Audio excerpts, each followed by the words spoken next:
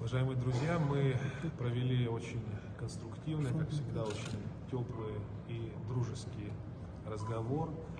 Мы прибыли на сирийскую землю, чтобы высказать нашу поддержку героическому народу Сирии, руководству Сирии в контексте реализации курса на то, чтобы отстоять свободу, независимость и суверенитет Сирии. Мы это полностью поддерживаем. لقد أجرينا حوارا بناء مع زملائنا في الجانب السوري، وجئنا إلى هنا لنعرب عن دعمنا الكامل للسياسة السورية وموقف سوريا، ونحن دائما سوف نبذل كل الجهود للإعراب عن هذا. Мы обсудили те неправовые, жестокие действия, которые сегодня позволяет себе Израиль. Мы, как Республика Абхазия, полностью поддерживаем сирийскую позицию, осуждаем авиаудары Израиля по объектам критической инфраструктуры, авиаудары по аэропорту, которые приобретают системный характер. Мы, безусловно, осуждаем эти действия Израиля. الاعتداءات الممنهجة للاحتلال الإسرائيلي على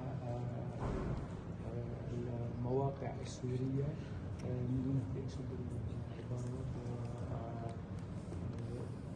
وهذا موقفنا من هذا العدوان الممنهج. К огромному сожалению, коллективный Запад пытается навязать свою диктаторскую волю по всему миру. Мы также обсудили ситуацию в секторе Газа. Считаем, что это гуманитарная катастрофа и очередное проявление попыток сохранения гегемонии Запада, неаккуратных, непродуманных действий, которые по всему миру приводят к таким весьма печальным последствиям. И то же самое и произошло на Украине, где продолжается специальная военная операция, нацеленная на защиту мирных людей, на защиту их прав, право говорить на русском языке. И, к огромному сожалению, Соединенные Штаты Америки, используя своих вассалов по всему миру, таких как господин Зеленский, пытаются навязать свою диктаторскую волю и стравливать народы братские, разрушать духовно-нравственные связи между братскими народами. Конечно, это весьма деструктивная практика. وكذلك تطرقنا إلى مسألة ما يجري في قطاع غزة.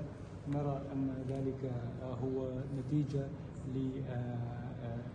لفرض الغرب، لمحاولة الغرب فرض هيمنته على القرار الدولي. نعرف أن ذلك أيضا سبب في ما يجري في أوكرانيا من أحداث. فالهيمنة الغربية هي بسياستها الهدامة تقف وراء كل ذلك. В нашей стране американцы также пытаются развязать военный конфликт с Грузией. Это так называемый проект по запуску второго фронта. И Соединенные Штаты Америки открыто пытаются сподвигнуть руководство Грузии, а также и грузинскую оппозицию к тому, чтобы был развязан второй фронт между Грузией и Республикой Абхазия. وكذلك هناك مساعي غربية لإشعال ما يسمى أو فتح ما يسمى بالجبهة الثانية في منطقة القفقاز، حين يحاول الغرب أن يدفع بالقيادة الجورجية أو حتى المعارضة الجورجية لتبني مواقف عدوانية ضد جمهورية أبخازيا لإشعال فتيل حرب في منطقة Кавказ. Ну, что же можно сказать с уверенностью, что история повторяется, и то же самое было в 1992 году, когда грузинские бандиты напали на нашу страну. Если, к огромному сожалению, это произойдет вновь, то мы себе не откажем в удовольствии нанести грузинам еще одно поражение. إن التاريخ قد يكرر نفسه. حدث أمر كذلك في عام 1992 عندما قامت عصابات جورجية بإشعال فتيل الحرب. وسوف أقول أننا على استعداد إذا تكرر ذلك أن نذيق تلك العصابات الهزيمة مرة أخرى بكل سهولة.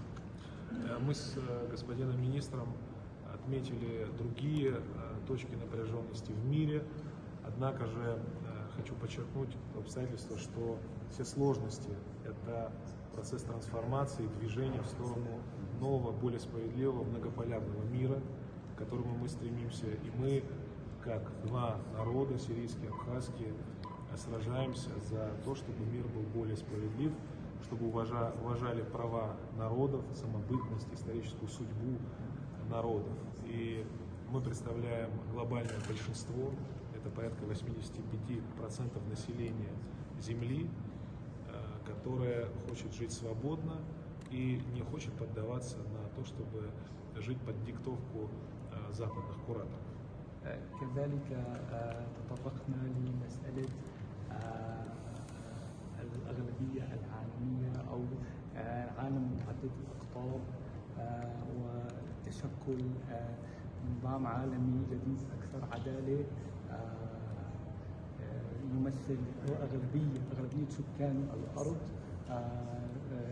يعني ما يقارب 80% من سكان الكرة الأرضية الذين يريدون أن يعيشوا وأن يعبروا عن مواقفهم بكل حرية بعيدا عن إملاءات الدول الغربية. Я хотел бы от всего сердца поблагодарить сирийскую сторону за гостеприимство. Мы всегда ждем наших сирийских братьев в Республике Абхазия. Еще раз подтверждаю нашу полную братскую поддержку сирийского народа, руководства Сирии во главе с президентом Башаром Асадом.